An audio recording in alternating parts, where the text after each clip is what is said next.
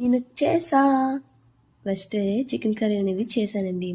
Sunday night కదా! ఆ Sunday రోజు ఏం తెచ్చుకోలేదు. సో, ఆ నైట్‌కి చికెన్ అనేది తెప్పించుకున్నాను. అందులో 2 లెగ్ పీసెస్ కూడా తెచ్చుకున్నాను. నాకు లెగ్ పీసెస్ అంటే చాలా ఇష్టం అండి.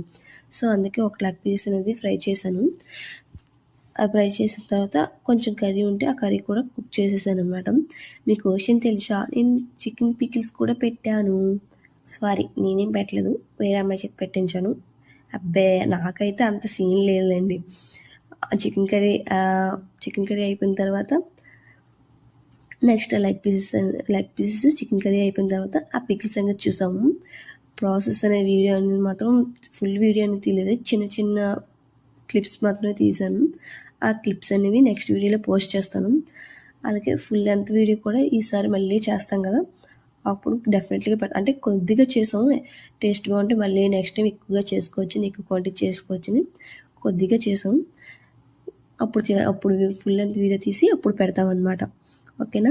అలాగే చికెన్ పికిల్ ఎలా ఉందని కూడా రివ్యూ అనేది కూడా నెక్స్ట్ వీడియోలో పోస్ట్ చేస్తాను. అంటే చికెన్ ఊరితే బాగుంటుంది కదా!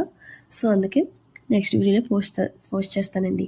చికెన్ పికిల్ ప్రాసెస్ కూడా అంత పెద్ద ప్రాసెస్ ఏం కాదు. సింపులే, చేసేయవచ్చు. అంతే. వీడియో ఇంకా bye bye. Please subscribe to my channel.